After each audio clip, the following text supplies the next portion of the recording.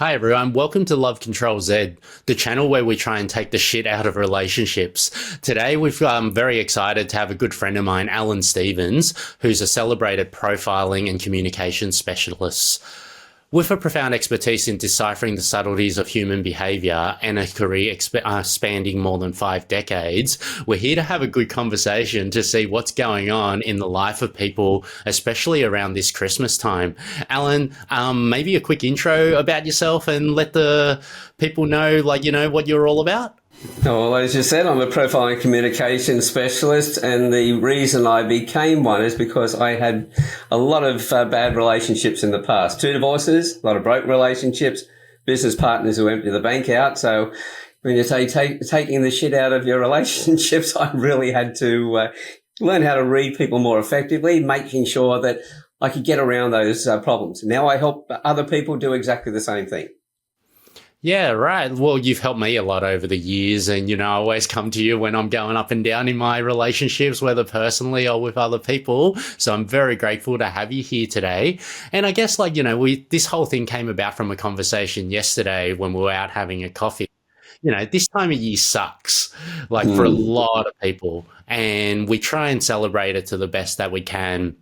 We've all got different pressures and so forth. But one of the things that we spoke about was how it affects our personal relationships, especially with our partners. Yeah. So maybe if we can kick off with what do you think it's like this time of the year for a lot of people, and how should we be sort of addressing what we can do to make other people's lives a little bit better that we're close to and we love? Well, it comes down to the fact that this time of year is one where we want to be with our family, want to be our best and everything else. And I think in a lot of cases, the pressure of that brings out the worst in a lot of people. And that's where things go wrong. People taking everything to heart that their family are saying, etc. Trouble is, we listen to what other people have to say, and we quite often we're taking it with our own emotions. We're not taking it with their emotions. So we're not actually listening to it in the way in which it was actually spoken, and we get that out of whack. And next thing you know, we're sitting around with our family, issues come out of that. And it's a very stressful time for people because of all of that. And for some of the people that might be going through stressful moments right now because this time of year just doesn't resonate to joy, what are some things that we can do to, empower ourselves to adjust better, or at least, understand what's going on for ourselves? Well, one of the things I realized was that once we realize what other people are saying is to do with them, not with us. It's what they're feeling inside, and we're not responsible for what anybody else is feeling inside. Our role is only to be responsible for what we do and how we handle ourselves. So the best way to do it is listen to what they've said, but turn it 180 degrees around. Like if somebody says that you're what do they call it? Passive aggressive, for instance, it can be because they're not regulating their emotions. So when you look at it from the point of view of not what they've said to me, meaning about me, but what they've said is meaning what they're going through inside, then I can look at it and not take it on, because I'm projecting my knowledge of that back onto them. I'm looking at them as being the one who, well, they've said it, that's what they're feeling. And that's really got nothing to do with me, because I'm sitting in a room and I'm getting a different impact with everybody else around me. Everybody sees me differently, but I'm still the same person. And I can't change for everybody in that moment, because, you can only be one person at a time. And the best person to be is yourself. Yeah. And I mean, from my point of view, we're excited about Christmas, and it's just a stressful time of the year, financially, especially for people in middle age with family, got a lot of responsibilities, work times, pretty much tough because everyone wants everything done before end of the year. And then you sort of finish work, you come home, you got to prep for Christmas, you got to do certain things, and you sort of become very stressed, and your ability to react or do things with your partner becomes problematic. From the point of even, organizing the right time to go and get the photos done, to getting the right presents, to making sure that things are organized for the festive, multiple gatherings where you're either hosting or going to. what are some of the things that you commonly see that people have bust-ups about in relationships at this time of year? Well, a lot of it is just a build-up of the different pressures. But if you look at a young couple, for instance, their wedding day was really stressful. The next most stressful day they're going to have is a Christmas, because now you've got to divide your attentions between two families. Your in-laws and your own parents, etc., would like you to be at their place for Christmas. Now we've got to start dividing ourselves up. And especially then when we end up having children later on, we have our own event. We've got one side of the family, then the other side of the family as well. So there's only so many things we can go to in those few days. And we're compromising all the time. We're trying to negotiate. Who gives me the most pressure? They quite often are the ones that we go and see, because it then reduces the stress that we're carrying at the time. So that's adding stress to it. So a lot of people are doing things they don't want to do on Christmas Day. Yeah. So when you do that, like, sometimes, from my own point of view, you go, okay, let's do the in-laws first, do your family second, do you do your own internal stuff first thing in the morning?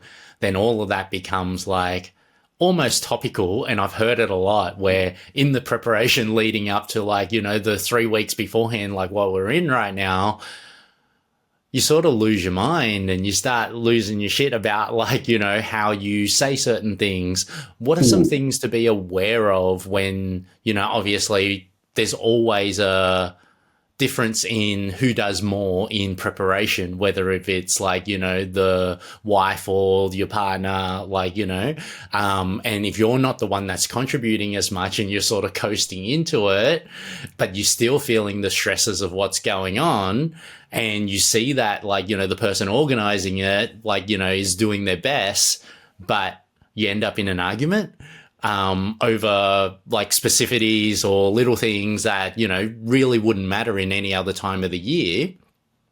How do you sort of deal with that? And how do you make sure that even if you have a little blow up about it, what's the way to be able to resolve it as quick as possible with the awareness and the understanding to build a better relationship year on year? Because I guess a lot of friends and people that I know haven't had a great time from say even October, November, just leading into the Christmas period, triggering things happen, deaths in the family. As you get older, more and more of that happen. Losing family members around that time of year means that the end of year celebrations could be a first of where you don't have a family member involved. Or, you had a separation, things like that. Those things I feel become the harder moments to adjust to on a personal level.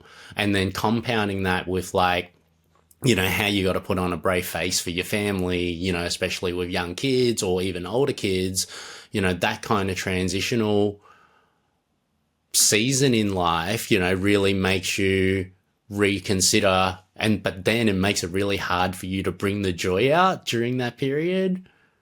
That's it. Whenever you're carrying stress or pressures and that with what's going around you and that, it's hard to stay focused on enjoying yourself. Leading up to Christmas, as you said, those earlier months is getting all the preparation. And as we're getting closer to Christmas, there's more and more crowds out there. So for somebody who's an introvert, for a starter, going to the down to the malls and other things like that, it's a lot of pressure. Get in there and get out. I'm a bit of an introvert, so when I go shopping, I do flybys straight in. I'd already worked out what I want, straight in the door and straight back out again. There's no wandering around different shops. I've already worked out. I've planned it. It's almost a military operation. Get in, get out, and get away from all the pressures. And so we've got all that side of things going on. Then as we get closer to the day, then we've got that negotiation of who do we go and see and everything else. So everybody's at a heightened level of emotional awareness at that stage. But with that heightened level of awareness, emotional awareness, our ability to respond to it actually reduces. We know on social media today, they say that when somebody starts talking about an issue they've got in their life, it's 19 seconds before somebody else jumps in with a solution to your problem, when they don't even know what the real problem is. They haven't had enough time to find out in that 19 seconds. So we carry that through to our Christmas time, and we find that we're very quick to respond, probably faster than normal.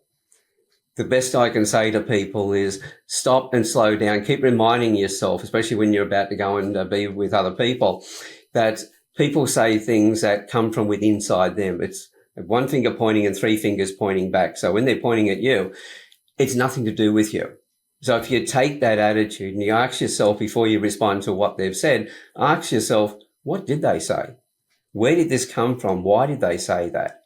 And pick up then in that point that there's some other pressures going on. Well, at that point you go, right, well, this has got nothing to do with me. And you start to educate yourself and teach yourself not to hold all this stuff in. And it's something So you've got to work into. So it sounds like, as always, it's all about communication, but probably like, let's just talk from a male point of view. We don't understand the details and the complexities and all the things that go into making that beautiful, warm and fuzzy day, morning, evening with our family, as our partners do. So when we go to it, I guess like, some guy's point of view, myself included, is like, how much is this going to cost? Where's the time? Am I actually going to be able to get into this family gathering without getting into a shit show? Those kind of things come to mind. So, maybe some tools for guys that are, going through this at the moment. What are some things that we can do to better prepare ourselves so that, we don't fuck it up with our partner, first and foremost, and make it a shit show because we take things the wrong way or say the wrong things that ends up making the rest of the family have a bad time. Because I've seen that as well. Been there, done it, seen other people do it, and I feel like it's becoming more and more common. Yeah. So when you think about your partner, think about your wedding day for a starter. If you're married and that there was a lot of pressure going on that day, but you always felt that you were surplus to needs. It was the women that were doing everything, and we just turn up to the wedding. There's not much we've got to do beforehand. Just make sure that we're dressed up and we're there. And, we take that second role. But in that, just think about, well, how important was that day to your partner? And the thing is, at Christmas time, this is about a time of giving. So it's a case of going, okay, this is important to my partner. If you love your partner, then it's not so much a compromise. One of our greatest desires is that our partner is happy. So now by going along and helping them, following what they've been doing and, playing your part, but not trying to take it over, let them do their planning, etc., but let them know that you're there to support them. That'll relieve a lot of the pressure.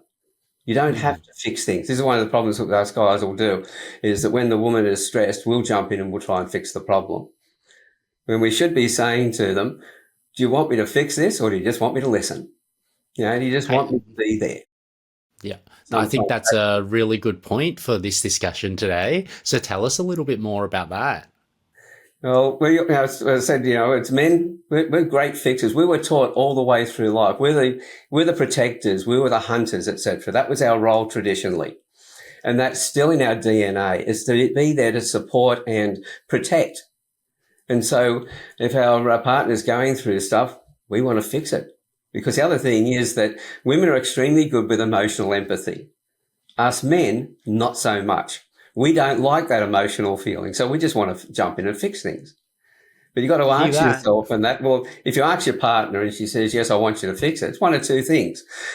You've either got the ability to fix a problem that's come up, or you screwed up in the first place and she wants you to fix that. So you can do that. And we're in our element. We can fix those problems. But if a partner says, no, I just want you to listen, we then realise that she doesn't want us to fix it. She just needs to express herself. That's the important part of it. And once she's expressed herself, the problem's gone. So by just holding that space makes all the difference. Yeah, it feels like that could be probably like the greatest lesson we can learn from this discussion today. So like, you've shown me that over the years, time and time again. And it's really helped. Like, there are moments where I consciously still don't do it. But when I am conscious to hearing it and seeing it, especially when something's gone wrong in a preparation for, something like a Christmas lunch or dinner or something like that, you often go, okay, let's do this, this and that, and we can fix that. Let's move this person over here or just not invite them at all or whatever like that.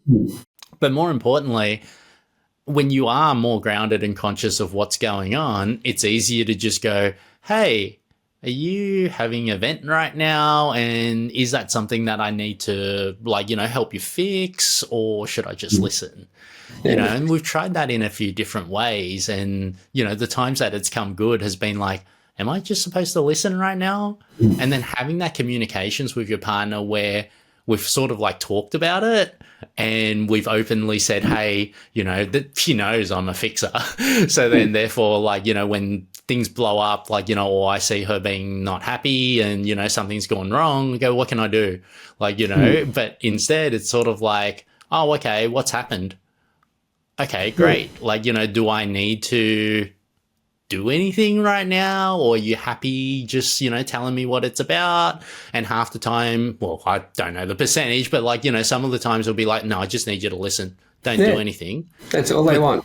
Yeah. And interesting part about like the later part of this year, it got to the point where I can just go, hey, okay, yep, no more. That's the hardest part in the learning journey, not to add my little 2 cents worth, but I still fuck it up all the time.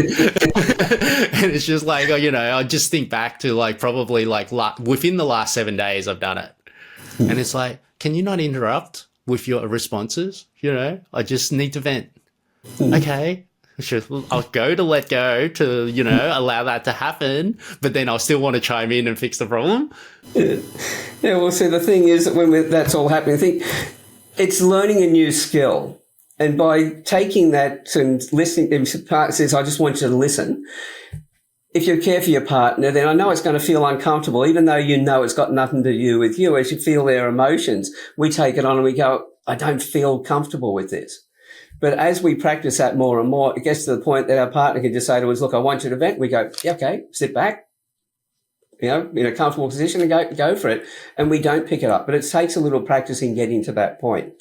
But remember, the other thing that can also remove a lot of problems is a lot of men, we have what we call aesthetic appreciation, is how it feels inside for us, not how we need to express ourselves outwardly. So if we've got a problem, we have to fix it. The only person in the world who can fix this problem right here in front of me right now is me. That's what we all go through. And so we jump into that and we go quiet while we're fixing the problem because we've got that tunnel vision on. Our partners, they're going, what the hell is going on? And we're not responding. The more they talk, all we're hearing is this noise. And so we move further away from it. And that creates a greater problem.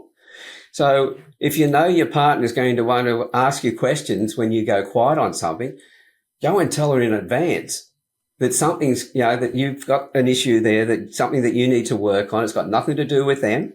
There's nothing they can help you with. This is just something I need to concentrate on right now, and I'll come back and talk to you when I get it sorted.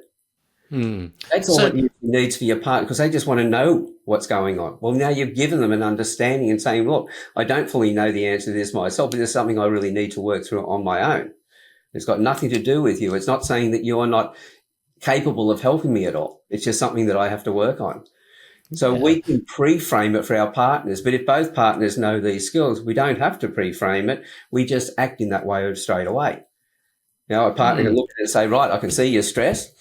First of all, I just want to quickly ask you, has it got something to do with me? No, it hasn't. Okay. Is there anything I can help, I can help you with? And if you say no back to them, they would then turn around and go, okay, I know this is something you need to work on your own. I'm going to leave you alone to do that.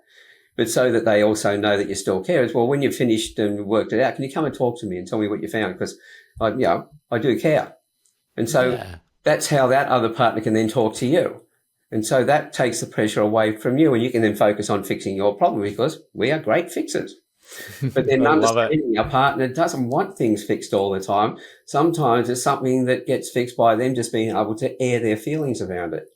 They just need to vent. Yeah, that's beautiful. Look, I guess for all the people that are, still here listening to us have a chat about how we deal with the Christmas relationship thing.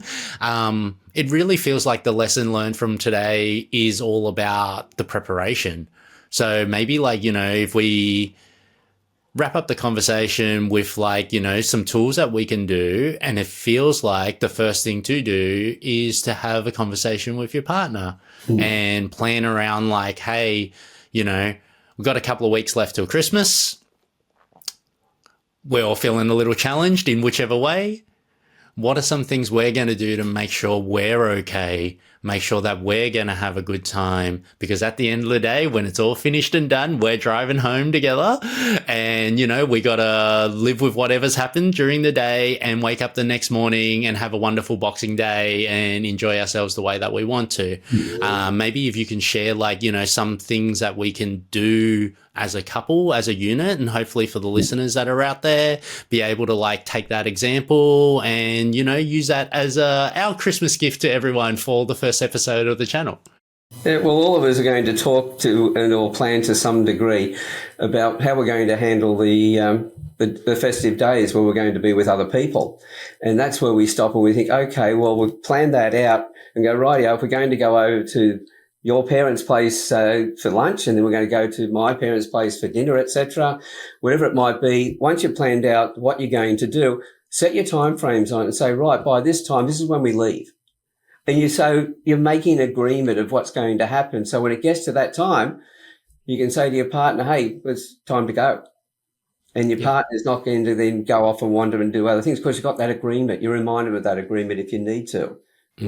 One of the things, get by this time to be able to do this, to get to this location.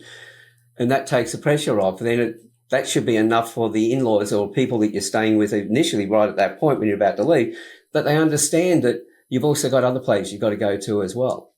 Yeah. So one of the things that giving that we can give to people is to give them that space to be able to do that. Yeah, one of the things that I remember you telling me one year was like, you know, how to get the cues right, how to set it up so that, like, you know, if it is easier for me as an example to go, oh, okay, time to go when it's in the in-laws versus vice versa, because it's more difficult for, you know, like the son or the daughter to say, hey, I've got to go to the in-laws versus the partner saying it, you know, and having some of those things already in conversation and agreed upon made it so much easier because you got an out. And then the other thing that I remember, like, you know, that we spoke about was like, what happens if something goes wrong in the gathering? Like, you know, who's the person that's going to save who, dependent on the situation, and understanding that those things can potentially happen with, like, you know, big families that have difficult relationships, or, you know, there's always one, you know, stick in the mud in the situation. And if that conversation starts blowing out, how do you exit politely? How do you do it all nicely? That kind of thing. Yeah, well, in the situation when somebody's starting to get upset, one of the things, there's three sentences that we can start with the words, it seems like, it feels like, it sounds like. And we can say to somebody, if they, you know, there's a bit of tension rising and everything else, by just saying to somebody, it seems like, you know, there's a few things that are upsetting you. Or you phrase the sentence around what's happening at the time. In that point, they can then turn around and say, yes, I am. Or they can say no. Now, no is a great word when it comes to negotiations, because a negotiation never starts until somebody says no. When everyone's saying yes, there is no negotiation. And quite often when people are saying yes, they're just saying it to appease you. So by asking those sort of questions, that starts to get a conversation going. Now, if you recognize that somebody is stressed and you say, it seems like there's a lot of pressure on your back, on your shoulders at the moment, they can then turn around and they feel that they've been acknowledged, that somebody sees what they're going through. So straight away, that diffuses the situation in a lot of ways. It removes a lot of pressure. So now they can have that conversation. But as far as who actually says, well, it's time to move, the best one to do that is the closest relative. So if it's your daughter, you know, if you're the husband and it's your parents, fine. You can say to your parents, at this point, well, it's time for us to go because we're now going to this location or to see these people. If it's your partner, that's your in-laws that you're at, you can say to your partner, just remind them that we're going to leave at that particular time. You do that discreetly, and then they can then go to their family and say, hey, it's now time for us to go. So that they then take control of that, and the in-laws in that case are not going to take it as upsetting. If they want you to stay right there for dinner as well, that's being a bit on the selfish side. So it's a way in which you word it to them that removes that pressure and allows them for you to be able to go on to the next location. Yeah. So, you know, to they're great tips for us all to be able to like, work with. And I think, to summarize it really is just initially make sure you have that conversation with your partner. That's it. Build in some ground rules of like what's going to happen, especially if there's going to be things that are problematic, and to all those that are going to have a great, beautiful, completely positive experience. We love you. We love the families that you have. We kind of all wish that we have it, but it doesn't happen for everybody. So if there's if there's a takeaway message that you'd like to share with everyone, it'd be awesome. And it was really great having you on the first episode. Yeah, well, as you know, I'm a profiler and that, so it always comes down to the fact of being able to read the other person, know how they like to take information, how they like to be treated, etc., and then talk to them in that particular way. So it's focus on the other person to make a connection. Don't leave it and then focus on it when there's a blow up later on. If you're able to pre-frame things with your partner, lay out what you're going to do, have it all timed and everything else, because it is a very stressful time. So we want to make sure that we've planned it properly in advance so that we can laugh and enjoy ourselves through the whole event. Amazing. Thank you so much for your time, Alan. And, hopefully we don't have to do the Control-Z on our relationship from Christmas. And to everyone out there, hope you have a wonderful time and have a positive experience. And we'll see you on the next episode. Cheers.